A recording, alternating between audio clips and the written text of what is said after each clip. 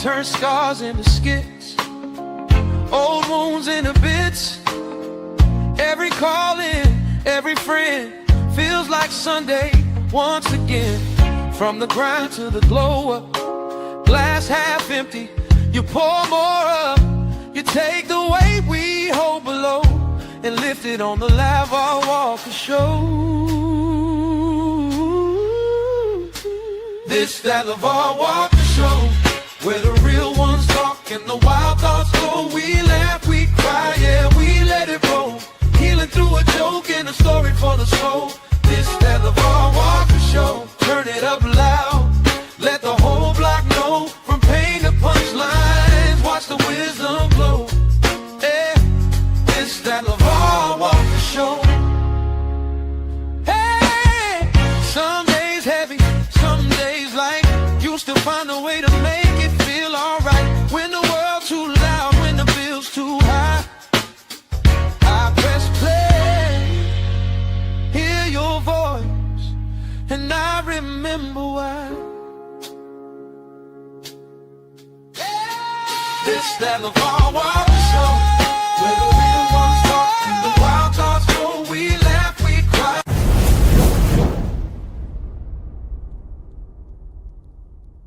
Well, happy 4th of July and welcome back to, this is the weekend. What is this, Sunday? It's the 5th. We back again, LaVar Walker Show podcast. You know how we do. And I said to myself, because I was talking to my good friend on the phone who doesn't have, much time left on earth. And as we were talking on the phone, I said, man, we need to get over here and talk and just chop it up with the people that do a podcast. I mean, just chop it up and let me interview you. And he agreed to do it. So without further ado, ladies and gentlemen, today we have the legend, the oldest working comedian. He was once a slave. Ladies and gentlemen, give it up to the hilarious Mr. George Wallace.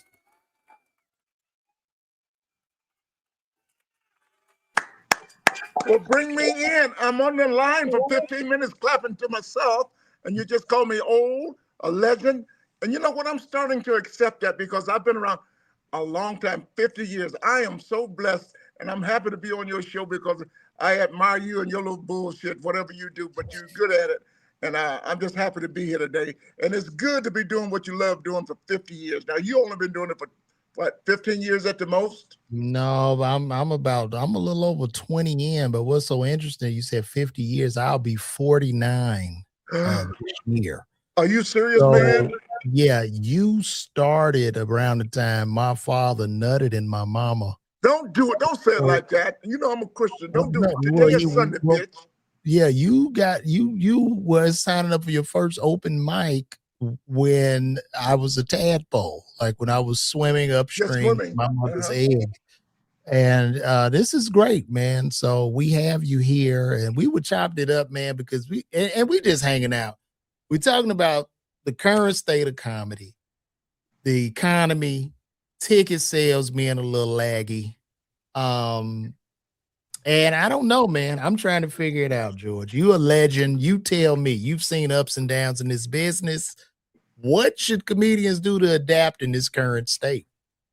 Just keep telling jokes, I think, is the main thing. So the economy will go down. It will fluctuate. Let's put it like that. Because I had it back in 2008, 2009 in Las Vegas, Nevada, and selling 750 seats every night was tough. But in 2009, it dropped down to 250. And I thought that was bad. A room with 250 people in it, that was bad. So it has come back to that. And this happens every 25 to 30 years, no matter what, the economy will take a dive. So that's what we're doing right now. But comedy will come back. You know why? Because people need laughter no matter what you do, no matter what the economy is, the shape of America. We need laughter in our lives, because when you stop laughing, you stop living. And that's our job, Dave. We got the best job in the world, making people laugh. You used to be a pharmacist, and you don't even come close. The pharmacist did nothing to what you do now, how you make people feel good. People come to see you in the pharmacist, they were all sick. They walked out of there still dead. Now, well, I appreciate you talking about me being a pharmacist, and the way my ticket sales are looking, I might have to return to pharmacy. As I told you on the phone, The last couple of shows I had, I've been throwing parties, okay, because I'm taking L. I'm losing on the show. And as of today, right now, I don't have no dates covered up because I got to go out for guarantees at this moment. I am a internet influencer. Okay, that's what I'm doing.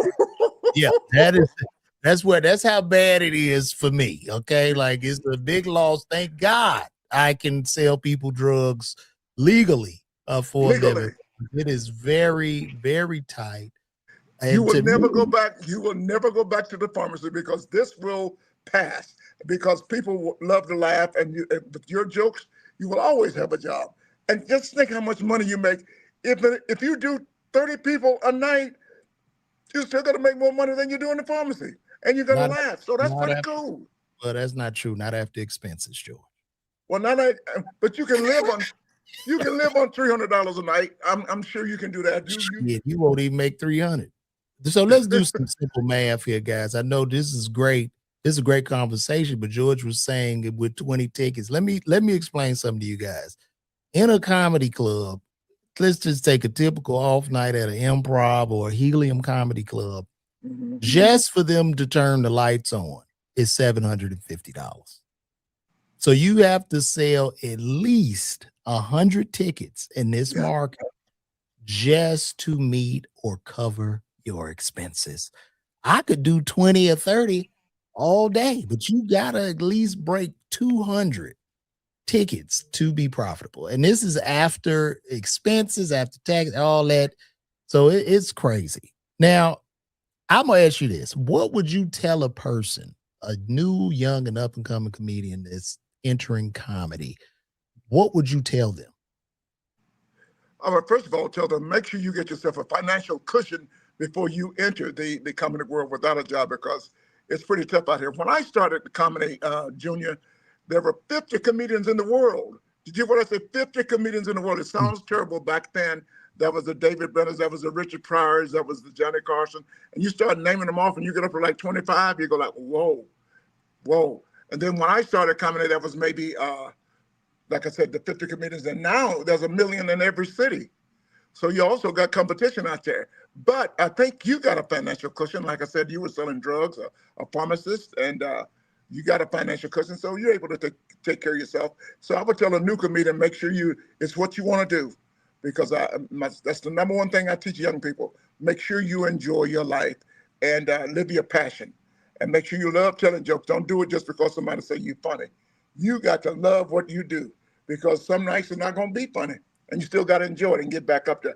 This comedy thing is the hardest art form. I mean, singers can sing and people can be in a band, but telling jokes is really, really tough. And I tell you what, I love what I do. Even if you bum, you're still going to enjoy it. How about that? So I would tell a young man, a young lady, make sure this is what you want to do because it's hard work. And what's that word? Show business. You got to switch that around because possibility there could be 70% bullshit and 30% talent. There's a possibility. I could be going over. I think in today's time, George, I think it's 2% talent. I think it's 2% talent and 98% marketing, algorithm, business. Because just for me as a comedian, I met you, George. I met you at what Cat's Cafe. We just started roasting each other. You talk about. Let me tell you something. You can't talk about a man the first night you meet him. That's not cool, dude. The first night I met you, it just wasn't right. But guess what? It sure did fit. It sure did fit. Well, the teeth, George. I think you got these teeth that you got in a little bit fitted. These are newer teeth than what you saw. Yeah, I mean his teeth, they were sparkling. It looked like he plugged them into the wall to charge them up. It was just ridiculous. And he couldn't even close his mouth. He had to he was eating a piece of chicken and he had to like lay down. He had to lay on his back in this comedy club to chew. And I was really more of anything than roasting. I was just concerned. Well, So I know you. My teeth were so big. When I talked on the cell phone, my teeth would hit off and it would just turn off the conversation. And then my teeth would hit the screen and it just turned off the conversation just like that. It was terrible, y'all. It was terrible. yeah. But you were funny when you said to me, the first thing you ever said to me was, you greeted me properly. You said, Mr. Wallace, can I ask you a question? how long it take you to screw your teeth in? I said, fuck you, LaVar. Then I said, had you been that funny on stage, maybe you'd be a great comedian. Oh, See? yeah, that you see, he kind of knifed me a little bit. Now this was interesting to you saying like when you started, there were like 50 comedians. Yes, sir. Because I mean, at this time, comedy must have been a very, very extremely weird art form. It was probably weird, right? It was weird because, the comedians that I came up with was Red Fox and Mom's Mabel and Judge Pete Meat Markham, Wild Man Steve, people like that. And the other blacks. And Jimmy Walker was a young comedian at the time. Uh, and he was, well, he's my age now, but the type comedy was different. They were still doing My Wife So Ugly, My Wife So Bad. So I had to come up with my formula in that era. And then after me, you got 10 years later, you got Steve Harvey and Arsenio Hall. And after them, you came up with the Martins. And so every 10 years, there's a new group of comics come out. The young ones now are doing so well, they got a different form of comedy, medium with the social media. They're Mhm. doing wonderful. And some of you guys, you may be one of the guys, no, because you do a lot of social media. But some of the older guys don't like the young guys because the young guys are using social media and selling out rooms. And they're Well, complaining that they say the guys are not funny. I don't know whether they're funny or not. That's not my business. But if you can fill up a room, put asses in the seats, that's the name of the game. well, listen, when it comes to social media, I figure like back in 2012, I was really heating up. I won the Miller Lite stand-up comedy competition. I was on the Shaq All-Star Comedy Jam. I was really kicking ass. Due to me talking about being a pharmacist and being a comedian. And it's really going. And then the internet just caught on. And I was even reluctant to do it because I got into the business only to tell jokes. And now we're at the point where what I do and people, seeing me doing these videos, it's really necessary for your survival because there's no like, when you were coming up, all y'all had to do was get on Carson. You All get I had to on do was Carson, get on Arsenio did more for me than Johnny Carson. Let's make that really? perfectly clear. Yes. So Arsenio was Carson didn't change your life? a major impact. I did Johnny Carson on a Thursday night. The next night, Friday night, I was in front of 17,000 people. That's life changing. That's without a doubt. That's like I could have been on more if he wasn't so prejudiced. We'll talk about that later. But the Tonight Show did change my life. But when I got to Arsenio Hall, I did Arsenio more than any other comedian. That really changed because when the black community came in, I mean, it went berserk, man. I was doing 5 shows on a Saturday night in these 500-seat clubs at Bruce's place, the big place over in Birmingham. 5 shows a night everywhere, just selling out because we got into the thing at the right time in the right place. And the Yo Mama jokes was just going all over America like you won't believe. Arsenio Hall, myself, and Will Smith recreated the Your Mama joke because I grew up, I don't know about in Chicago where you grew up, that was nothing for us to do. That wasn't even, Yeah, we didn't even no, consider those jokes. That was just a way of life. no, in Chicago, that's all we did was roast. That's It all was. me and my brother do. We just roast and talk crazy to each other all day long. But this what we love to do as comedians. We love it. And I got a lot of people in the chat, and they're asking once again, how did you feel about the Kevin Hart roast, George? George Wallace, myself, and the third person, whatever you want to say, I was actually there in the audience. When you are in an audience of that many people, you're in a cadence of laughter. Everything is funny because you're in that environment. It comes across different if you're watching TV because you're not a part of the in-house environment. That's when they say you got to be there at the Super Bowl. You got to be there at the boxing match to get the really feel of the game. I laughed my ass off. I thought this was the best roast I've ever been to. However, the camera did catch me a few times with a terrible look on my face when they were talking about the George Floyd situation and the white boy was talking about hanging. Um, I know the cameras they do that in particular to show some people not enjoying it. And I tell you what, that roast had it not been what it was, they got an extra million viewers because of that situation talking about the the evening and the jokes that were not accepted and the terrible jokes. With the, how do you call it, Junior? With the bad jokes, the terrible jokes. Yeah, the Uh, terrible joke. that's what Um, sold the show. More people watched it after they heard the news that with TMZ's come out. Oh, that was terrible, and the news went around the world. I think they picked up an extra 2 or 3 million around the world with negative news, negative press. negative press, the negative news, negative press travels. So you're not, as far as the roast is concerned, I don't think the George Floyd joke was funny, right? Okay, You know, the jokes about the dead, I don't think they're necessarily funny, but then at the same time, it's a roast. it's It's a a roast, and comedy that's what they roast. do. If you're in It the is house, you're in a set different up. environment. You're in the Yeah, cadence. Your head is yeah, filled with laughter. You just boom, boom, boom, boom, boom, and you just tend yeah. to laugh, And, and, and you're two, moving and on to the next joke.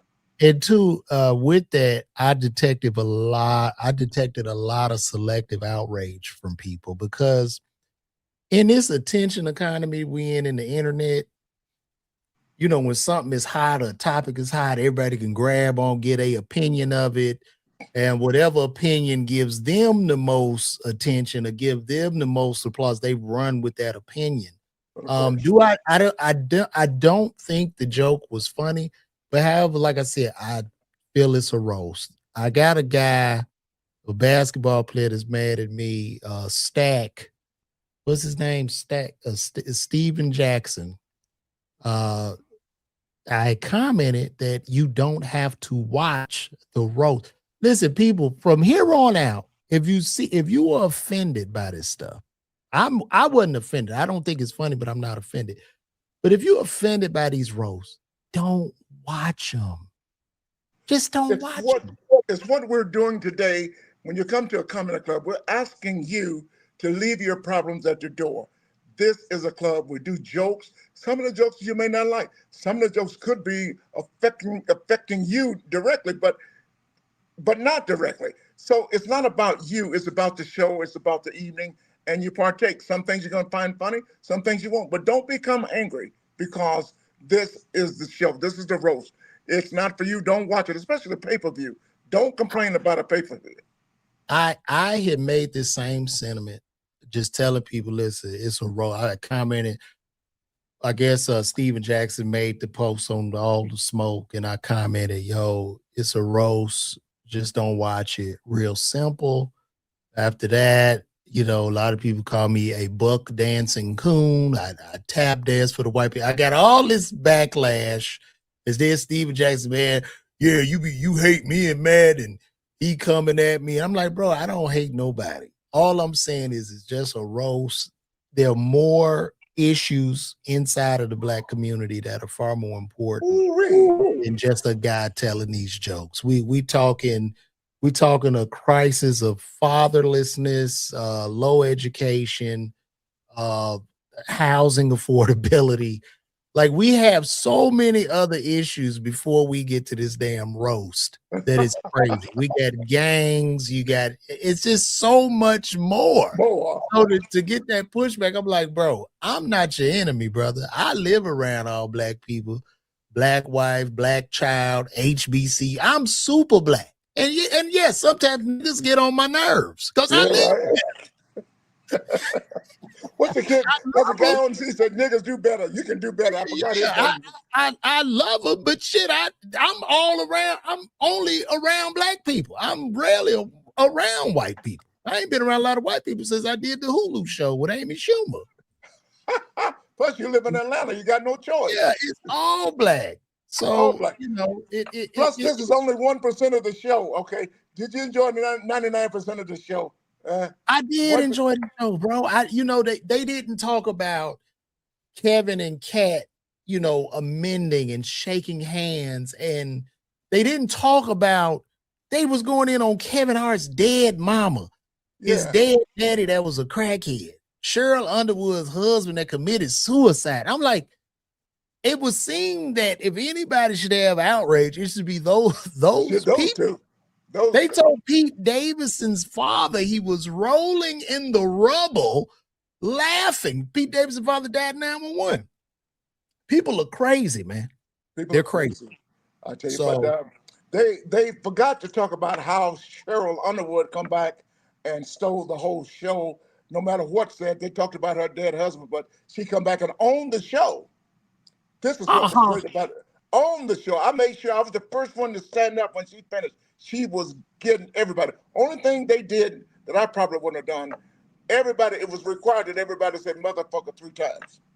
You know Come I'm a on. Christian comedian, I don't cuss. But I'm surprised. Why didn't you? So that's another question too. Why weren't you a part of the roast? You would have been you would have killed. No, But that's what you I would have do. killed because there's some things I would have said. They could not have written for me though. They could have, Exactly. but they, like I had been up there. I definitely would have come to the conclusion that Cheryl Underwood, Dream on Green. I call him Dream on Green, and Kevin Hart. And I'm that. It's so dark up here, I can't even find my coffee because they the blackest one up there. I'd have got on Dream on Green's suit. Part of it, the back is red. Just the actual thing. That's what I would. That's kind of roast number. And I So may have so fun to your who, mama or who something is like in that. But charge? Do you know who's in charge of picking the people for the roast? well, Kevin's job is also to pick the writers, but there was no black writers on the show.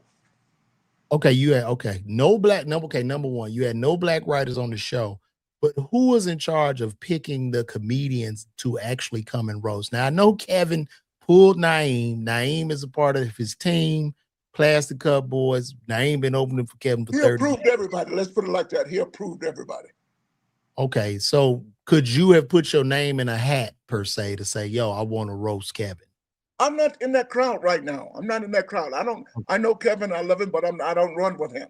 I don't run. Yeah. Guess who I run with? I don't run. I spent this entire weekend, the 4th of July weekend, with Dave Chappelle. I just come from Ohio, out in the cornfield. Me, And that's Dave. oh You never would have made that. You asked me a question. Why did you not make the show? I'm just going to tell you yeah. why Dave did not ask you to do the show. It was Dave Okay. Chappelle, um, Darnell Rollins, Mm-hmm. a kid named Marshall Brandon, Mm-hmm. myself, Sam J, Mm-hmm. and me. Okay, all black people. I mean, really black. I'm the lightest one on the show. They call me Red. So you ain't dark enough to do this in front of 3,000 white people. He found the darkest, And, blackest comedians in the world to address those white people. and I from the looks of that show, I just thought it was y'all hanging out. I always thought summer camp was really a camp where they just do a comedy maybe in front of 100 people, and then y'all go get on the rafts and go to the barn and play with the animals or some shit. They got on the That's raft, all. but I don't do that shit. I can't swim. My publicist went on the raft and she had 3 accidents. She actually flipped over on the kayak. See, I can't do that stuff. That's white people stuff. And he's in Oh Yellow wow, Spring. Ain't no black people live in Yellow Spring. Do you know you can't even be born in Yellow Springs, Ohio? yeah, They you got told no me. hospital. That's insane. They got no hospital. But the camp is really nice. I did new jokes out there at the camp. The second night I did because it's supposed to be a camp, and we had fun with it. But it's really good. The black comedians producing a show. John Stewart was there. Let me make sure it's John Stewart was Yes, there I on saw the he was show. there. I was with Lizzo. Lizzo was on. She wasn't on the show, but she was on the stage with us. And we had some Oh Chance the Rapper. I got to meet these people. Chance the Rapper. A lot of entertainers like that were there. Yeah, really cool. Really wow. cool. Well, But the that's camp, amazing. they would have loved you. They would have loved those white people. Would Man, have I loved wanted you. to do it. I just wanted to go chill at the, you know what I mean? I'm a huge Dave fan. I love Dave, and I just wanted to chill, man. But that's good. But like you said, and like I said, what's for me is for me, and it'll happen, Can I right? do something right now? Can I say this? If they ask me to come back for the 3rd year next year, can I invite you right now to just be an experience of it? Please, please invite me, and I will be down there with bells on. Yes, That's another Georgia stupid ass invited thing. me, We guys. don't listen. That's another stupid ass thing people say. Why do we need you to come ringing bells and shit? We just need you to show up like everybody. We don't need you to be ringing no damn bells. We don't want you on the show. You can ring my bell. But yeah, Yeah, that would be a good thing for you to see, just to be a witness to see how this happens. Dave bringing back to his community. And you've heard, he owns the whole damn city. He he owns on the the fire whole station. time. He bought the gas station. He bought everything, the library, the post. He owns everything. I told him we're going to change that name back to DC, Ohio. Dave Chappelle, he comes from DC. So DC, so It's an amazing thing. I wish every black comedian could see this. Let me write And that that's down why because I want to talk about it. that's really where I wanted to go. I really just wanted to be really just in the vibe, just around it. I just really admire everybody that was on the show. Just real solid, funny stand-up comedians. You know, everybody on that show, they weren't real, just solid comedians. It wasn't any gimmicks, it wasn't any internet sensations and all that shit. Just good comedy, good setups, jokes, punchlines, not a bunch of TED talking. And I would have loved to have been a part of that. I Now, think every comedian in the world, whether you're on the show or not, should come out and see and get the experience of seeing what Dave is producing for America. And I'm not sure the comedians that he has invited really want y'all to come, because there's some funny guys out there. We really don't want to be on that stage.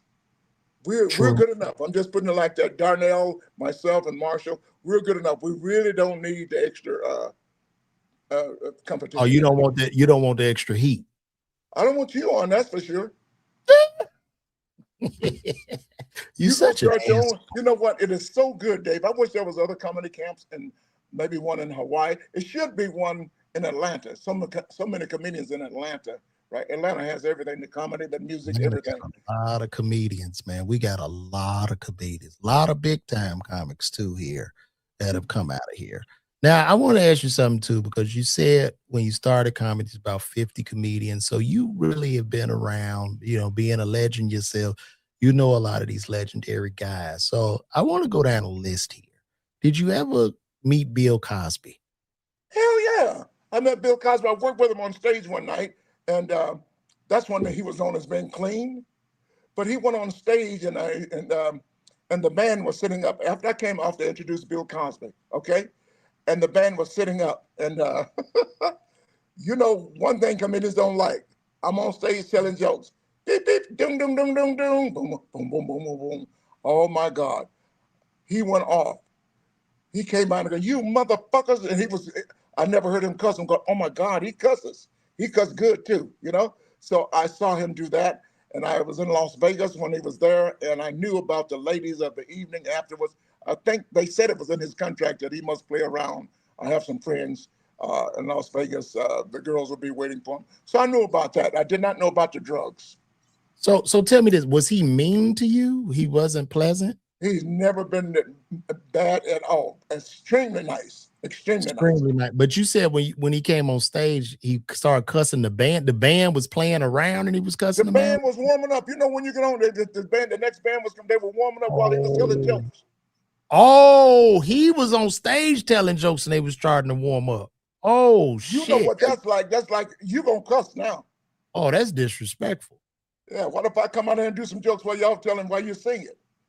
Get off That the is fucking get off totally the stage. He kicked him off the stage. You know, the audience couldn't see them because the curtain was up. But he kicked them off the stage. Don't do that. And that's where I learned a lesson that don't ever allow that.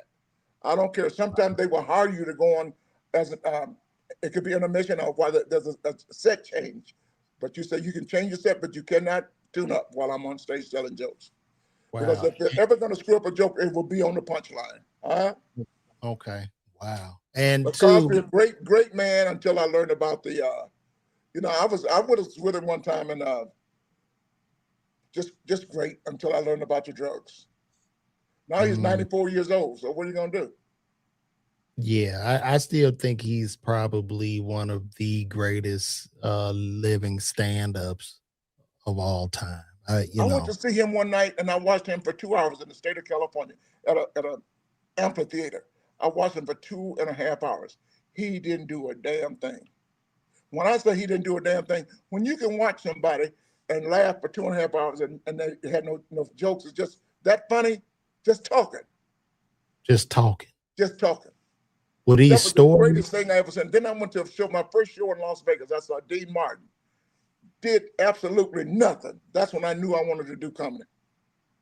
I Dean really Martin. Was Dean Martin? He wasn't a comedian, was did. Yeah. He was a he? Dean comedian and Martin? a singer. A singer, and he better know. He's known as both. The Oh, I Rat didn't Pack. know. So Dean Martin he kind of sucked as a comic? No, sir. He did a show, kept you laughing through the whole show. While he's drinking a little, he did jokes. That's why people loved him, because if you can do jokes, Sammy Davis Jr. known as a singer, right? Mm-hmm. But dancer, comedian, it all put a smile on your face. Whenever you see those guys working, you'd always have some laughter there. I've seen everybody, Dave. Name it. Just throw out some more names. Well, and okay, yeah, I'm just going down the list here. Now, Richard Pryor. Did you work with Richard? Man, when I got to Los Angeles in 1977, Richard Pryor, Paul Mooney, and a guy named Dave Tyree looked just like you. That's why I keep calling you Dave. They all looked like twins. They had the afro, a threesome. They all had the big afros. Richard Pryor was killing. He was a man of the century at that time, besides Muhammad Ali. Let me tell you something. Richard Pryor was so good. He was working on his new album, and we came every night at the comedy store and stood in the back. He was so bad. I saw him bomb, bomb, bomb, bomb. And we said, I don't know about this time. This ain't gonna work. For 3 weeks, they would ask him to do Mudbone and characters like that. No, I'm working on this new stuff. Shut up, bitch, motherfucker. He was really good. About a month in, we go, at least it's better than last week. 5 weeks, 6 weeks, it's getting pretty good. 8 weeks,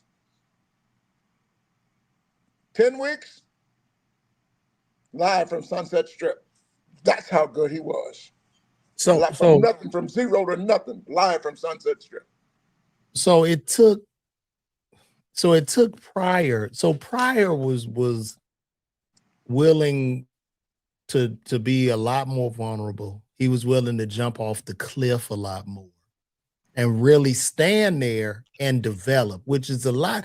You know, the scariest thing for a comedian is silence, and you're getting nothing. Nothing. You're getting nothing. And I think that's one of the brilliant things about Dave. Dave will go on and do shit. He'll do 5 hours and get zero. Nothing. But he's able to stand in there without, you know how you get a little nervous or you kind of riff off. And I mean, I just think that is just brilliant. Now, in the comparison of Richard and like Bill Cosby, would you say Bill was did he have the same work ethic? Was he developing bits, or he was just more naturally funny? Richard is more naturally funny. I think Bill, being a doctor, would build his set. And it was conversation also. And he had a formula. Everybody laughed, but he had a white audience, you know. Bill Cosby. Richard is the first comedian to bring everybody together, black and white. So black people weren't really in the Bill Cosby when he first came out. He wasn't. They were, really but they didn't go to this. They didn't go to the shows because all our comedians are Red Fox. You know, we like the jokes to come, bring them on, boom, boom, boom, boom. So we were into Cosby, but he was more of mainstream. Yeah, mainstream. Yeah.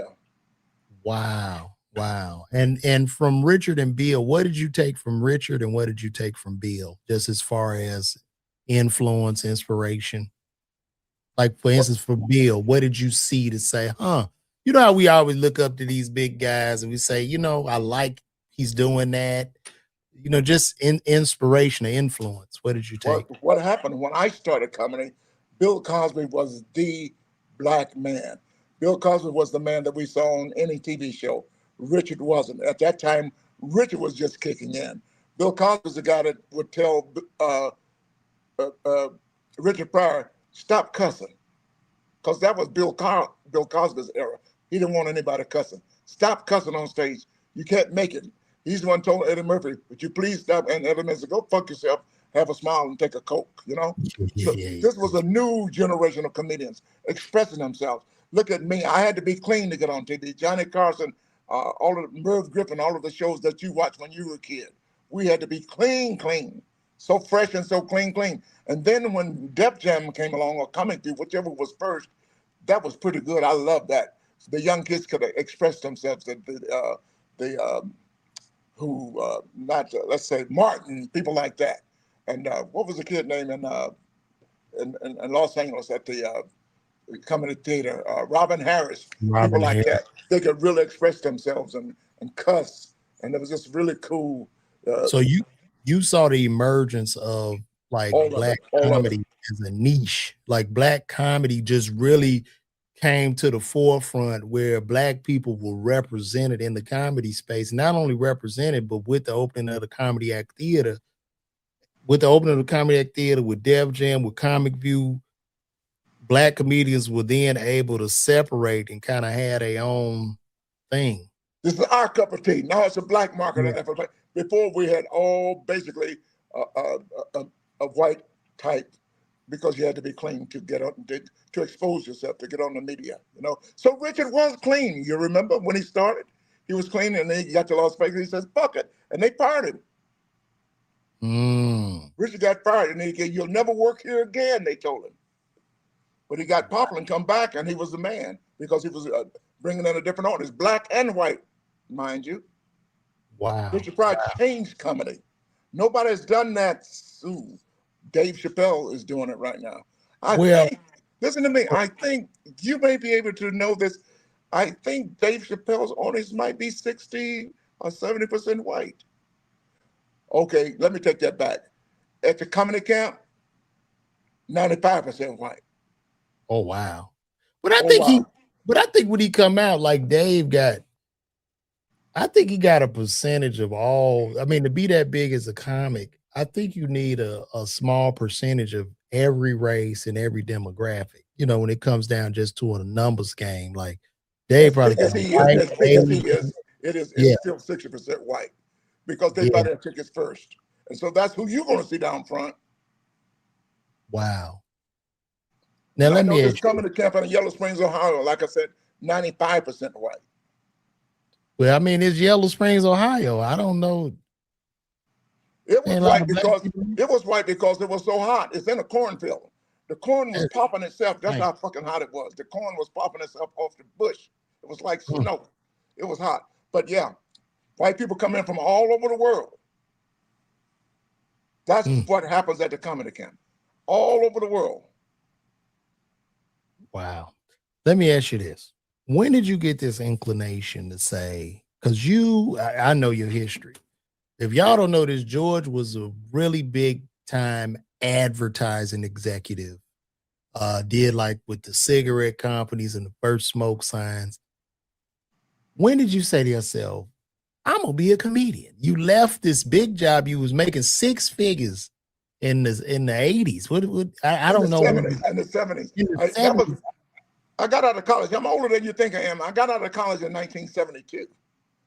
Then I started selling Dave. You're not going to believe this. I sold rags, real rags. I was selling the ShamWow before it had a name. Real rags, Cleveland Cotton Products. You know when you go to a gas station and the back when the mechanic used to check your oil and wipe it off with that rag? I sold that rag. Wow. I sold that rag. I sold real rags. I sold rags to restaurants, funeral home, dentists, doctor. I'm the first one to sell a rag. We used to go to the dentist, you had a linen cloth. We call it a napkin. And now you go to the dentist, it's a plastic cloth, like a, what do they call it, a handy wipe with a plastic backing. But I sold that. I sold real rags, and I was selling rags to the bus companies in New York, and I started selling bus advertising. All of the ads on the buses. Then I started selling everything at Times Square, the spectaculars, the billboards, cigarettes, everything like that. Now it's all LED, but I sold that when it was just basically signs. And now, I was making 6 figures back in the day when I started comedy. But I was 6 years old when I wanted to become a comedian. Oh, wow. So, and then you love that job as a salesman, right? As an ad. I could go sell right now, but everything is sales. What I do, I became an expert salesman. What I do on stage every night, what you do on stage every night, you're selling. You're selling laughs. You're selling laughter. When you can that's the hardest sell. When you can make people happy, an intangible product, laughing, that's what we do. We sell a joke every night. And in selling that, do you write your jokes as sellable items? Like we say you sell. Well, now my dumb ass is so dumb. You never seen me without the legal pad. Yeah, you keep the legal. I go on stage and I got some new jokes. Might be funny, might not. I don't give a shit. I'm doing joke number 1, joke number 2. So I even had a little argument with Dion Cole when he first started, because he brought the cards out and he went a little thing like, hey, I'm the first one to do that. Don't do what I do. But we settled that. He's okay. I made enough money. You just I keep on doing what I do. He does what he does. Yeah, that yellow pad is my I love doing new jokes. And sometimes it takes a year for a joke to come to fruition. You don't So know. you were the first to do the yellow pad and not Dion, correct? I did it in 93. Dion wasn't even in, he may not even been born in 93. Yo, I think you did do that. I did it on Arsenio Hall. I did it on you go back and you see me on. I did it on. You know what I did on Arsenio Hall? I got this yellow pad here. These are new jokes that might be funny, might not. I got to do Letterman next week. I got to make sure these jokes work. I did that on Arsenio Hall live. That's insane. And what year did you move? Funny, huh? What year did you move to California? You 1977. started in New York. Did you go to California to follow Johnny Carson? I went to California because basically, normally I had all of the new black shows starting up. And I was in New York City for 6 months and I got really hot. I was a character before when I went to California. I was the Right Reverend Dr. George Wallace in a robe, and the young kids won't know what I'm talking about, and a telephone book that thick, a yellow page book. I call it the Good Book of Bell. I could go back to that character right now. Whatever you need, look it up in the book. You want some shoes? Remember let the fingers do the walking through the yellow pages? Look it up in the book. And guys, if y'all don't know this, shout out to everybody in the chat watching, but George was also the first black comedian with a Jerry curl. If y'all check him out, he had a long, beautiful Jerry curl. I remember seeing you, watching you with my grandmama with that curl on stage. I remember this. And the Jerry curl was, your mama did it. She the one put the spray, what do you call that blue stuff? You spray it in your hair. The activator. She put that activator on there. Activator. Ooh, and I was looking good. I come off, all my white shirts would be black, just grease and shit, But yeah, I did a lot. I enjoyed it. I drove to California in 1977. Me and my best friend at the time, we started coming together, and that's 50 years ago in June last month. The Jerry Seinfeld. I am the real George. I am the real George from Seinfeld. I'm Jerry Seinfeld's roommate for 13 years. And you Jerry Seinfeld's. Tell us why you didn't want to play that character on the show. Were you No, I wasn't asked to do it because that was about something they wanted to do with the characters. They did what they did. That's why they made the money. They did it the right way. I'm the roommate for 13 years. I'm Jerry Seinfeld's best man. And then you got to add a joke at the end. I'm the father of Jerry Seinfeld's kids. And we're still best friends today. If you're going to be a friend of somebody, why don't you be the richest man in comedy is my best friend, billionaire. Amazing. Also, too, since you did, and we are talking about Johnny Carson, you moving to LA, I have a clip here of George. I guess this was your first time on Johnny Carson. And I'm sure, like, were comedians jealous when you got Johnny Carson? I mean, was it like because a lot of comedians be beefing, they get jealous, they mad if some comic get this or that. And Johnny Carson was so big. Did you feel a lot of hatred and envy when you got Carson? None. When I became a comedian, there were so few blacks, let alone white. We all loved each other. We used to hang out with each other all the time. We were more of a fraternity. When we got off stage, we all went to eat together. They don't do that in Los Angeles anymore. We did it in New York. In Los Angeles, we went to several restaurants around. They're gone now, but we were 15 comedians would eat together every night after the convenience store closed at 2 o'clock in the morning. We'll go, and what do you call that? Networking? Associating with each other. We were happy for each other. Now, today, I think some of the comics are, he ain't funny. You don't have to be funny. You just do what you do, and there's a market for everybody. I mean, you have to be funny, but you may not be as funny as the other person. Jerry Seinfeld ain't the funniest comedian in the world, is he? But he's the richest. Exactly. And like I say, that's how I feel too, man. Comedy is so subjective. And I think comedians have to be very, very careful in heavy judgment on comedy, because when you do a lot of judging, you judge yourself the most. And when you judge yourself the most, you're going to be in such fear to be creative. That's why you're not moving up. That's why you're not moving up. You know, that's what I Exactly. teach the young kids. Don't worry about being number one on the mountain, on top of the mountain. Just stay your ass on the mountain, moving up. 50 years, what am I doing? I'm better now than I've ever been. I'm still on the mountain. I'm still on the mountain. Most people my age would stop. Now, before I show this Carson clip, could you tell us what was going through your mind backstage? Well, I mean, there was a thing I know you heard you got Carson, you're going to do Carson, but what was going through your mind backstage before you went, before they opened that curtain and you walked out there and you see him on the desk? What's going through your mind? Dude, it chokes you up in a way. What happened? There's not a comedian in the world when that's how big Johnny Carson was. What do you have, 11 million people watching back then with the 3 shows on the night? Now you got maybe, if you got 2 million watching Tonight Show now, they're doing good. But Johnny Carson had 11, 13 million people watching. So when you're backstage and they're getting ready to introduce you, you stand behind that curtain, everything in your head, your mind goes away. You forget everything. Oh my God, I don't know what when the band start playing, you go, oh shit, I don't know what am I here for? You just lose everything, just go. And then when you hit the mark, for some reason it comes out. But it's the most draining moment in your life, waiting for it to go through that curtain. And here's George Wallace, the first night. And I did not know about Johnny Carson. I didn't know today. I didn't know then what I know today. The racist, prejudiced motherfucker this guy was. I don't usually use the word MF.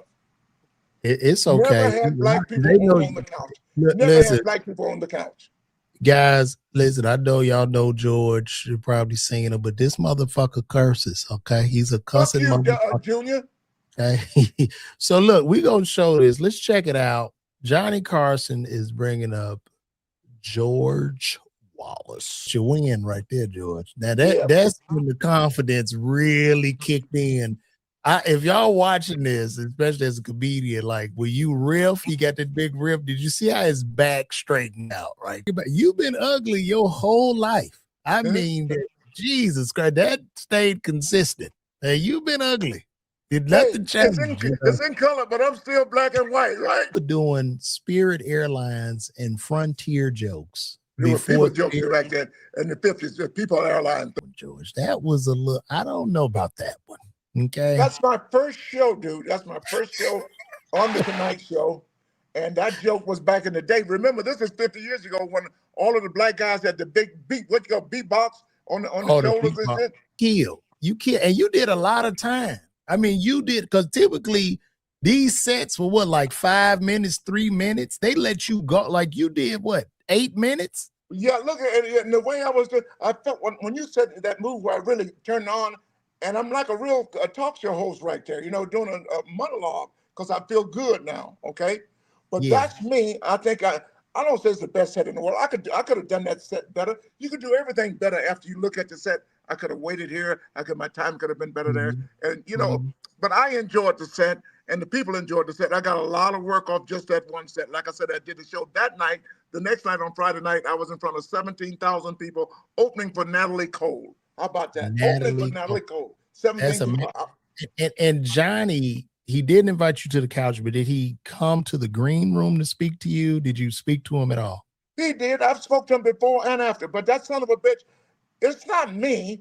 It's people before me. His favorite singer is a guy named Joe Williams with the white hair. Joe Williams was his favorite singer. On for 30 years, Johnny Carson never invited him to the couch. On the last night, they said, why don't you have him over here? And he decided to bring Joe Williams over to the couch. Joe Williams, on the last night of Tonight Show, the last week, tripped and fell going to the couch. Never made it. Never made it. If you want to look at Flip Wilson's first Tonight Show, or even third or fourth, he never brought Flip Wilson over to this panel. I wish you had a clip of that. I got that. Let's check that out too. See, I'm ready. Let's check out Flip Wilson, first time on the Tonight Show. Flip was a big time comic. And or maybe not the first time. Now you're talking about coming to the sofa. If anybody should have gone to the sofa, Flip Wilson should have gone to the sofa as a black man, as a comic. Let's see this set. Here's Flip Wilson on the Tonight Show.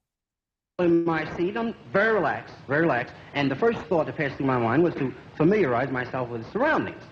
And I glanced across the aisle, and I noticed that the lady occupying the seat there had her baby with her. Ugly baby. Bad-looking baby.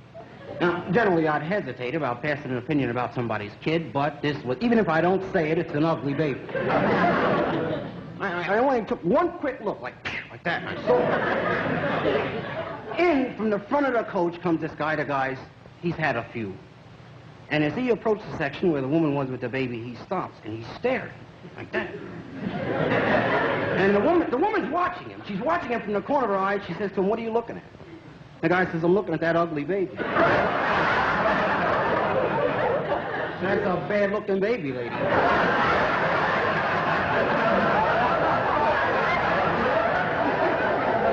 I bet you save a lot of money with that baby.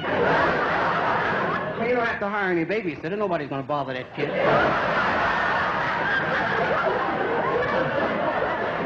The lady gets offended.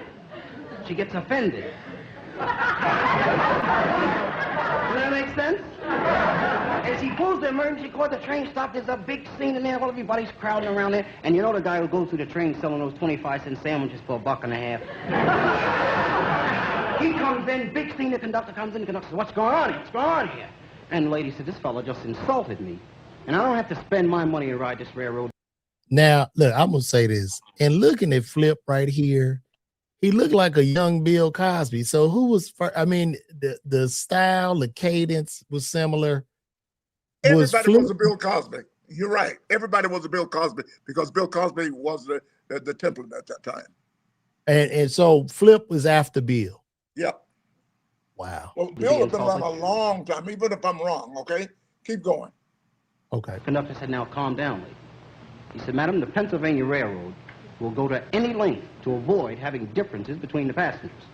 He said, "Perhaps it would be more to your convenience if we were to rearrange your seating. And as a small compensation from the railroad, if you'll accompany me to the dining car, we'll give you a free meal. Maybe we'll find a banana for your monkey."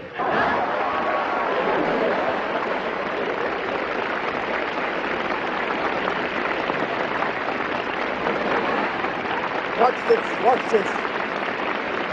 Watch this.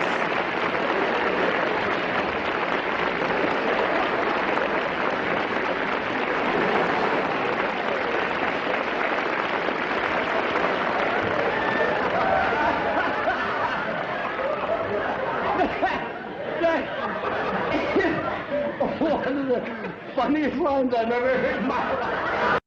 And still told him to take his That's black some ass. bullshit. As much as Johnny Carson laughed after that set, why can't you have the man come over and sit on the set and just say hello? Yeah, I mean, well, He Johnny has never Carson laughed that hard at anybody during a set like that after falling on the desk. That's some bullshit. Like I said, the only black comedians went on was Sammy Davis Jr., Bill Cosby, Richard Pryor, a few others, and Flip Wilson after he got the show at NBC. Red Fox Studio was next door to Johnny Carson's show. Red Fox never hosted that show. How about that? Yeah, I would believe that Johnny did not like black people because he has a black granddaughter. And told the son to disown the son, he would not be in the will. Yeah, it's insane. I was trying to find some images of her, but she looked just like Johnny, which is great. I mean, this girl looks just like You're Johnny. crazy. I haven't seen this. I hope you can find it, sir. Let me show you. I'm gonna show you. She looks just like Johnny Carson. Crystal. If you can find that, that's going to be great. By the way, while you're looking at it, it's the first time people ever see me without a hat. I usually don't take the hat off because people say I look like Lou Nail's mama. So that's why I don't. Yeah, you do. This is like this is Johnny Carson's black granddaughter. Hit the I bullet. think she. Matter of fact, I think she followed me on. Oh, let me That's take her. this. That's her because she does look like Johnny. Oh my God. Wait. You had it, I think. That's Johnny Oh my God, Carson. Dave. Yeah, that's. I'm not Dave. That's, I mean Junior. That's his That black is Johnny grandbaby. Carson. Oh my goodness. They are identical Oh my. twins. And he wants nothing to do with this young lady.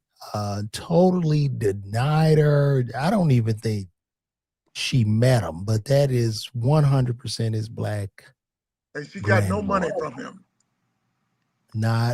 Not a single solid cent. And I heard Johnny was like a very like a mean guy. He had like alcoholism and shit. You get drunk and want to fight people and shit. He was. Totally. Totally. They say he was something else, man. They say he wasn't. You know, He was I not mean, a I nice used guy. On to Johnny. television, he was a different person. Totally extroverted. In real life, introverted. Totally different. Yeah, I think he got in a fight with like Joe DiMaggio or some shit. It was weird, man. That's just so weird. But that was that. I mean, that was an interesting time.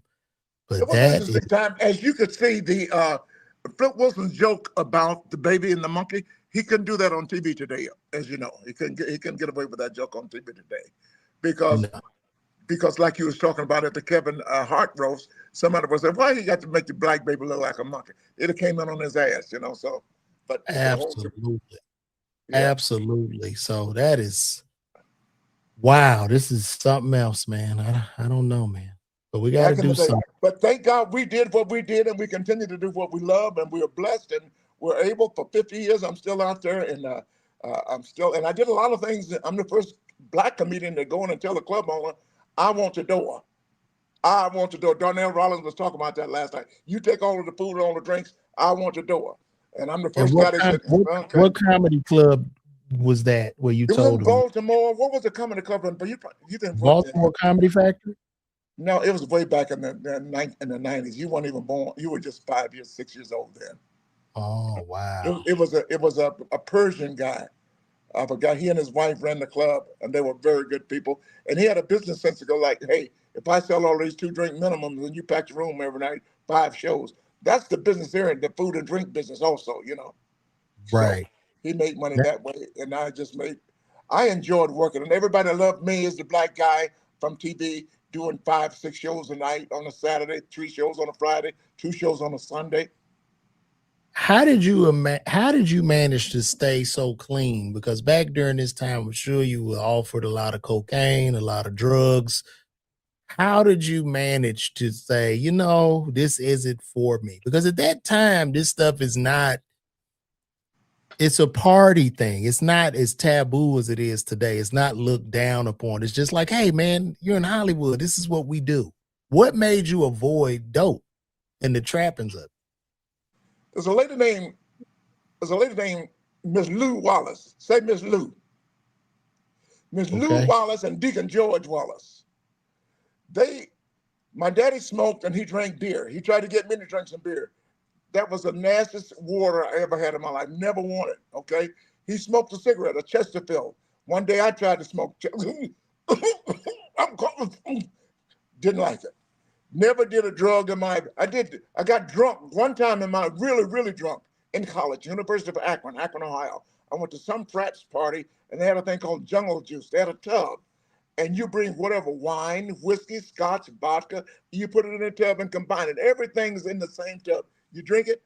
That was the first time I got drunk. I know nothing about drunk, but my room, I was in the car and the car started spinning. I was in my car in the parking lot, half my body in the car and out the car. And I went into my room because I was dorm counselor. And I said, you can't come in the room drunk. If you do, go straight to your room. I couldn't make it to my room. I had to stay in the car. And when I did get to in my room, the roof was spinning, the ceiling. And I said, I'd never be drunk again. I never want to be out of control of myself. So I won't smoke. I have never had a joint, any kind of drug in my life. Until I worked with Dave Chappelle about 3 years ago at Madison Square Garden. That's the first time I got a high. That's just being in the back. That's just being in the back room. They were smoking so much. When I got home, I said, I don't know, something wrong with me. I don't know what it is. Somebody said, did you get a, what do you call it when you get hungry? What do you call that at the end? Did you get a, what happens when you eat? You contact high. You got a contact. I said, no, when I got home, I had some old leftover Chinese food. I ate 3 slices of pizza. I had a plate of Haagen-Dazs ice cream, and I had some Doritos. They said, yeah, you got to contact that. You got to contact that. So Wow. that's the only time I ever been high. So I never did any drugs. And the reason I stayed clean was because of that night when I got drunk, and then everybody was dying and overdosing. When I started comedy at the Comedy Store, there were certain comedians that did drugs and certain didn't. Robin Williams, Richard Pryor, Sam Kinison, quite a few more. They all hung out in the back of the Comedy Store. Jay Leno, Jerry Seinfeld, John Witherspoon, we all hung out in the front of the Comedy Store. We didn't do drugs. And most of them died very early. Yeah, they did. Yeah, they They died very did. early Well, because they were I funny. mean, that was cool because I would think like the ones that didn't do drugs would get ostracized. Like I guess the ones that did drugs didn't want to be around people that didn't do drugs. Exactly. So we had to say Probably felt it. we were not in the in crowd. We were not in the in crowd. Yeah, So we I'm still like had that fun. too, man. You know, with me, I'm a square. I'm not in no crowd. I'm just a square. You know, Are you like pharmacist. that? Are you like that, man? Yeah, man. Don't nobody mess with me, bro. I'm pretty much by myself. I don't really hang out. I'm not cool. I kind of wondered about that since I've been going to Ohio.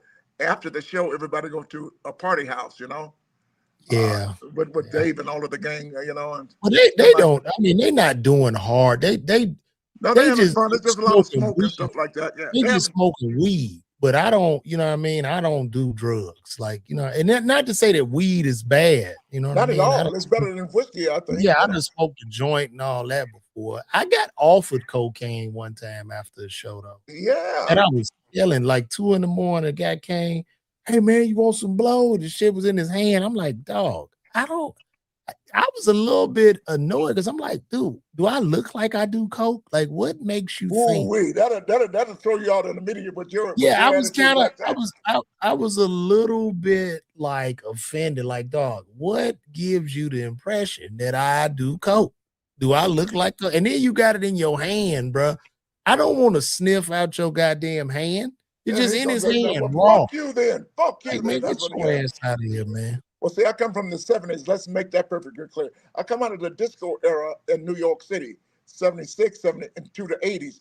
I've seen every drug done. I've seen people. I was telling somebody last night, the lady that used to own Caroline's Comedy Club in New York City, Caroline's, we left her club one night and went to the Limelight in the church.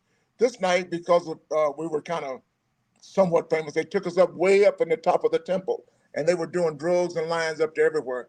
One of her friends, his name was Dante. He was so high. He was so high, LaVar. He was sitting next to me. He was sitting next to me. And he was so high. He was sitting next to me. He says to me, like you, sitting still right there. He says to me, "Will you stop rocking? You're driving me crazy." And he was the one rocking. He was the one was rocking. I got up and ran around the room. He was the one that was, "You're driving me crazy." He was the one rocking. I'm going, oh my God. If drugs do that to people, I couldn't handle it. Did you ever go to Studio 54 in New York? Dude, I've been everywhere, man. I've been everywhere. What happened at Studio 54? They let me in a few nights. I thought I was in. And about the fourth night I went, I said, You but couldn't you get in. got to let me in last night, not tonight. I said, That's and that's where just like the song come up, Freak Out.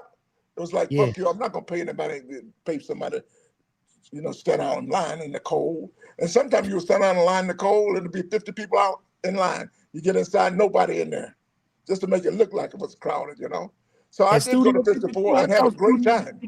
I thought Studio 54 was always packed. Some nights it wouldn't be that packed. Wow. Some nights it wouldn't be that packed, but they would have a line. That's how the club business, to keep that facade out front, like it's always packed, a line outside. And then the fact of the matter, back in the day, we didn't leave home till 1 o'clock in the morning. Okay? We took a shower at midnight. That's when the city didn't sleep. And you would leave Studio 54 and go to another club, the Garage and downtown and the Robin, and there's so many different clubs in New York at that time. You stay out until 5 o'clock in the morning, then you go directly to the beach. Oh wow. Yep, go directly to the beach. That is So New York had everything, the clubs, the after hours, and then to the beach. wow. Wow. And then you leave New York, you go to LA, You get passed. Did you have to get passed at the Comedy Store? Like, did they have to pass you, or were you just? There was I a mean, because lady you were at the one of the Comedy first. Store. Everybody heard about George Wallace is coming. There was a lady at the Comedy Store that owned the store. Her name was Mitzi Shore. Mhm. We had to wait a few nights and go to the Comedy Store in Westwood because the original Comedy Club was closed. So I go to audition in Westwood, and I go behind Robin Williams. And Robin Williams was destroying it. Back in the day, we didn't give a damn. We just wanted to get on stage. I go Mhm. on and I do just as good as Robin at that time in my robe and then selling a paper bag as luggage, a grocery store bag as luggage.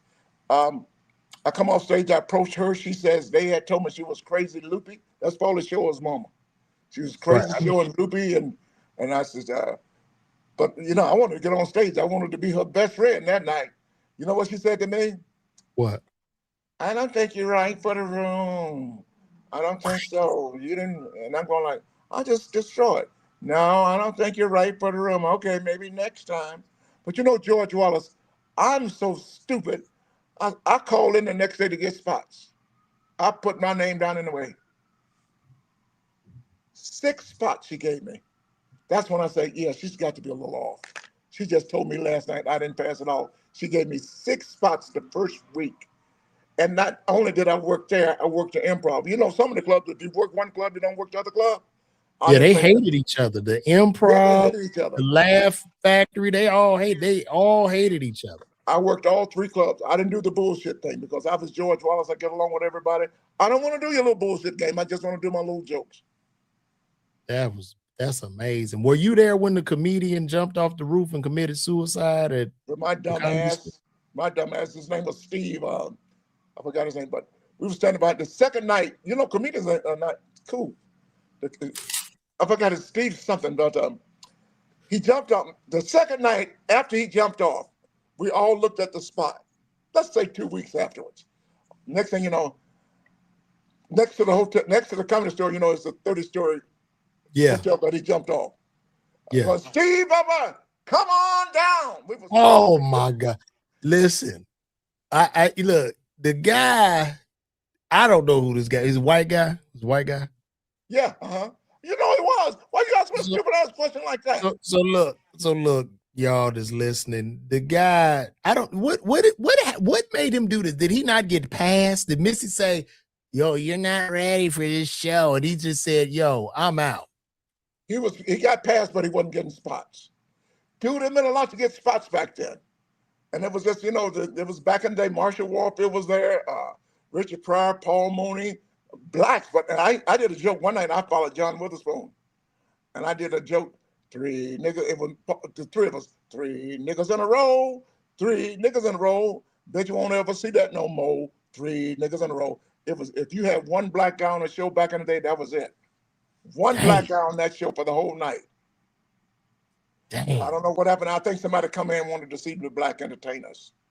That's insane, bro. That's when they hired me. After that show, they hired me to write the Red Fox show. So this guy that took his life, and I would go to the Comedy Store sometimes, and we'd talk about that. I was like, bro, I know how comedians are, and I know the jokes that were being told after this guy did this. Oh, I know they were going in. Man. I know y'all must have been in there. It's so sad, but at the same time, comedians are going to be comedians. Don't think I got to do it. I know y'all were crying, laughing at these jokes. You didn't want to laugh. However, Didn't they want to were laugh, didn't want to do it, but you got to do the joke. funny.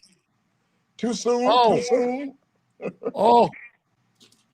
oh, look, if you ever want to take yourself out, people, please don't do it around comedians. Don't because we got a joke too soon. That's what too soon came from. The 2 words too soon came from comedians because you had to wait to tell jokes. Now you can't say too soon because you'll be late. You ain't lying. You'll be late. And look, y'all think about that, right? To go back to the George Floyd roast to show y'all just the nature of comedians. The comedian jumped off a 30-story building right next to the Comedy Store and took himself out. 10 minutes later, they still on stage. They doing spots. And word is traveling, and every comedian, they going back to back roasting how he jumped off the building and fell to his end. They roasted. That Kind of like is when Richard Pryor, what did he put in the special? I ain't dead. I heard the jokes y'all did about me. Struck a match. That's Richard Pryor running down the street, you know. Richard Pryor set himself on fire. Third degree burns. Comedians are crazy. We look at the Robin Williams. Look at the situation. I don't know what happened with Gary Shelling. I don't know what happened with Bob Saget. I don't know what with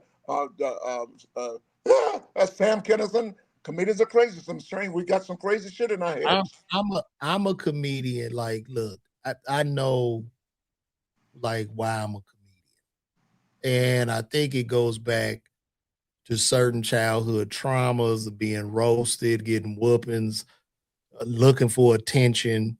You know what I mean? Like, that's what made me a comedian. There's always tragedy with laughter. So, what do you feel you had any trauma in your life, or was there dark times for you as a child?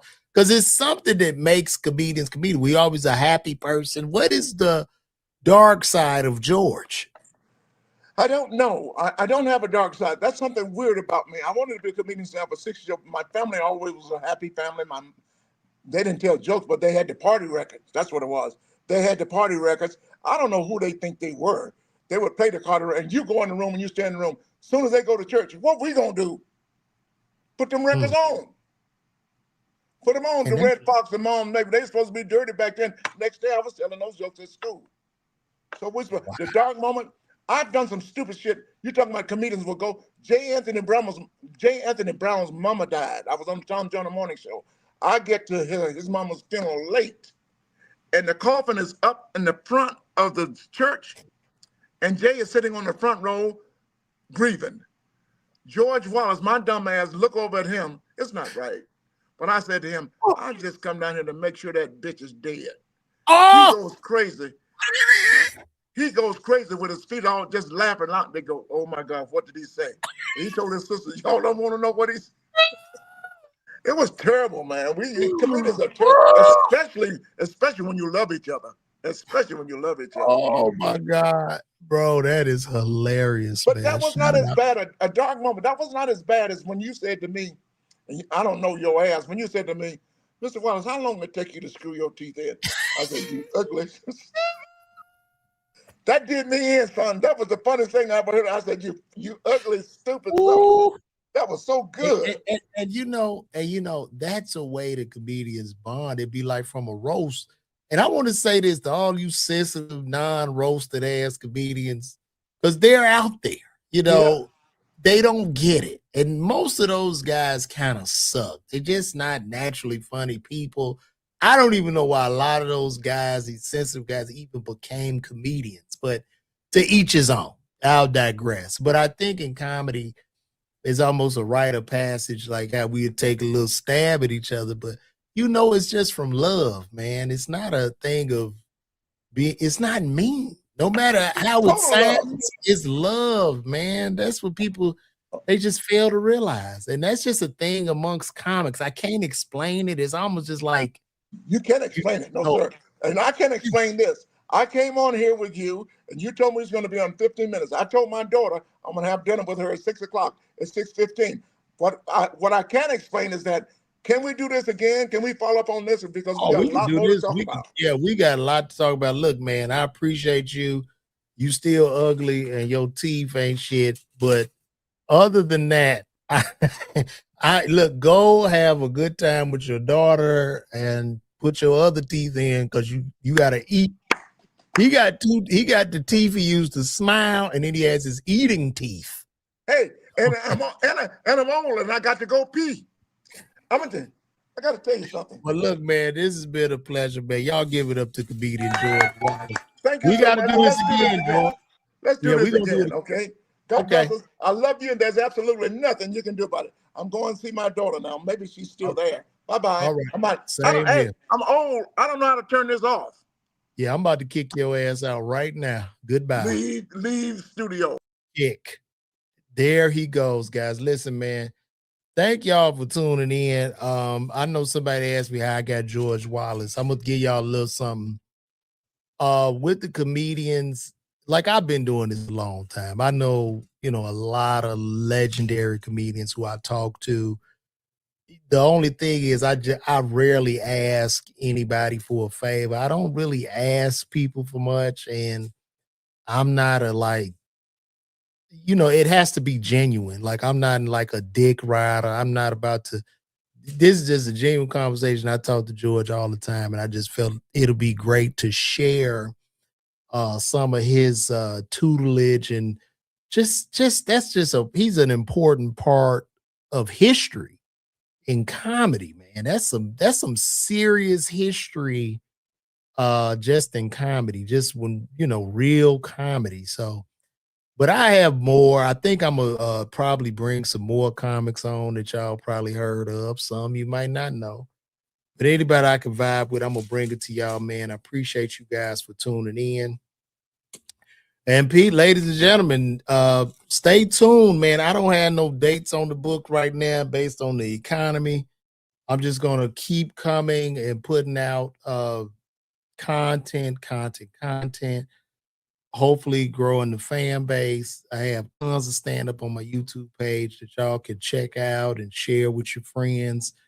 And like I say, I'm building my career brick by brick, and I appreciate all y'all for tuning in. So y'all keep rocking with me, man. This has been another episode of LaVar Walker Podcast. And I'm out.